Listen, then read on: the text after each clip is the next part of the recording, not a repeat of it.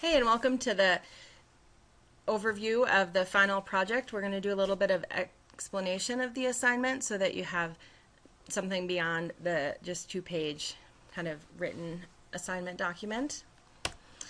Part one of the final project is a theory literature review, and it's worth 50 points. For this theory literature review, you're going to focus on one main theory, and during weeks 4 through 7 of the course, we went through 4 overarching theoretical kind of perspectives or frameworks. One of those is information processing, another is social cognitive theory, social constructivism, and then situated cognition.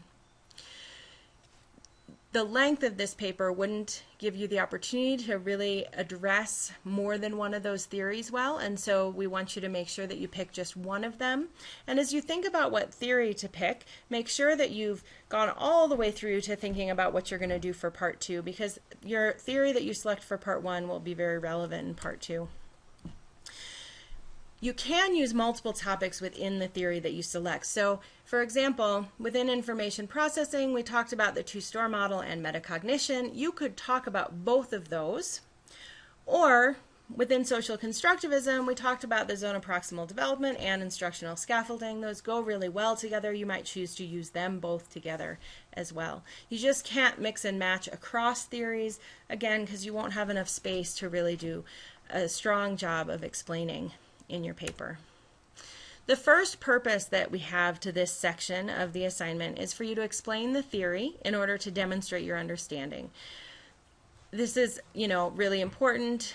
It's our assessment of your understanding of the theory, and we want you to be sure to select the theory you're going to use for part 2 and to be sure to include at least 2 sources from the course. Now, you can bring in outside sources if you want to, but you'll notice that for every single topic, we've at least given you either 2 required readings or 1 required and 1 optional reading so that you'll have access to 2 sources to use. And if you use more than 1 topic within a theory, you'll have more than 2 sources to choose from. You can definitely use more than that, but that's the minimum, is that you have at least 2 sources. And this purpose really is that you need to explain the theory, show that you understand it. Purpose number 2 is for you to discuss your ideas about how the theory applies to science teaching in general. And we don't want you to try to explain your unit design yet. You're going to do that in part 2. But in this part, we want you to talk about how whatever topic or whatever theory you've selected kind of plays in with best teaching practices in science, common instructional methods in science, what happens in your classroom in science. We want you to have that kind of piece of the practice and the application of the theory. As far as format and length, we want you to use APA style for your citations, and we've provided you a few links for resources if you're not familiar with APA style. We'd like you to have a cover page and a reference page, which again are part of APA style as well.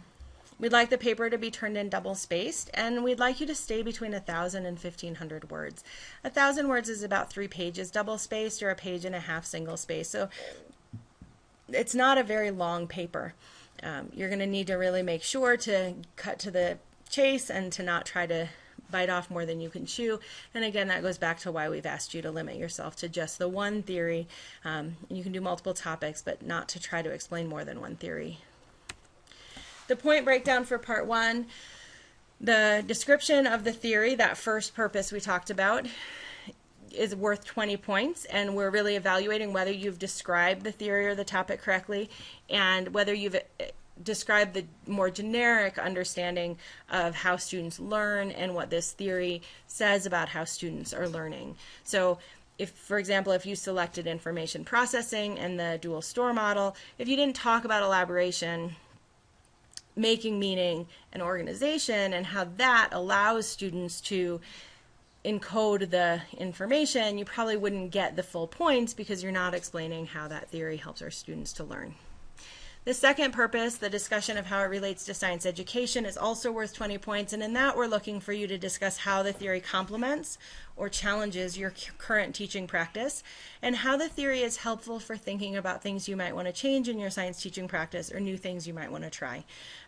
So if I go back to that information processing example, you might talk about which of those, elaboration, meaningfulness, an organization you already use in your classroom, what might be challenging about them, and things that you're going to try next year that really tie into those three pieces of the encoding process and information or in the two-store memory model.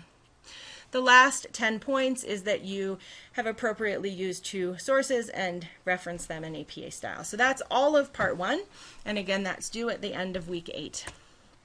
Part 2 is a unit design, and the purpose of part 2 is to design a unit that demonstrates two things: alignment to the Montana Common Core through at least the inclusion of reading and writing. You're welcome to include speaking and listening if you choose to, and that demonstrates the use of the theory you selected in part 1. So again, you want to make sure you're thinking about what unit you would do before you finalize your theory selection, because you might select a theory that you really, really like that'll make part 2 a lot harder.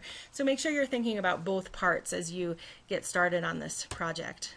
The required elements of part 2 is a unit, and that has to have a unit plan overview and detailed lesson plans, and I'll talk more about what each of those have to have in them. And then it has to have an explanation section, and that section should be double-spaced, APA format. If you have references, make sure your citations are APA. You may or may not find that you need references depending on how you explain things. And in that section, you need to have a written description of your MCCS alignment. How did you use reading and writing or speaking and listening? How did you use those things in your plan? And 2, the other part, is a written description of the application to your selected theory. How is it that that theory is playing out or being used or supported by your unit? Some guidelines that we know are going to be common questions. There's no minimum or maximum length for your unit. We want you to focus on covering the content completely. You're picking a topic, you're making a unit, you're making sure you include MCCS. You're not focusing on a length requirement. Okay? It is possible that you could have one big lesson that is the whole unit that included reading and writing and all the parts of your theory. It's also possible that you'd pick something that would take a month or more to go through and would have many, many lessons associated with it. That's your choice, which one you pick. Okay? We're not going to make a rule about how long those need to be. And part of that is because we want this to be a really useful assignment. So pick something that is useful to you. The unit doesn't need to be newly developed. You might choose to use this as a motivating opportunity to develop something new. Maybe you've been really inspired by some of the ideas in this course and you want to make a new thing that you've never done before. Please take this opportunity to do that if you are so inspired. You may also find that there's something you've used in the past that you've kept going back to in this course as something that was pretty good. You can go back and modify that so that it meets the requirements of this unit and turn that in. We don't want you to try to reinvent the wheel if you already have something that's pretty close. That's definitely up to you. Again, our intent is for this to be a very useful applied assignment that you'll be able to use next year. We've provided some sample unit and lesson plans. Okay, so we've included those templates that you can choose to use. However, you're welcome to use your own format. Okay, the reason we included those is we know that there are teachers out there who do not write formal lesson plans, and there are teachers who are required to turn in formal lesson plans, and so they definitely are writing them. So we want to make sure that this works for either of those teachers. So if you have a format that you're required to use or that you use because you love it, please by all means use that format. If not, we've provided you some samples. The things that you have to include, so if your format doesn't include these, you'll have to add them in, is first that overview of the unit. And that overview, a big key thing is that it shows a progression through the lessons in the unit. It explains the purpose of the unit, and it articulates alignment to science and ELA literacy MCCS standards. Also, it needs to provide an assessment plan. It needs to, pre-test, post-test, formative assessment, project. You don't have to have a full rubric and everything for it, but you have to articulate what the plan for assessment would be.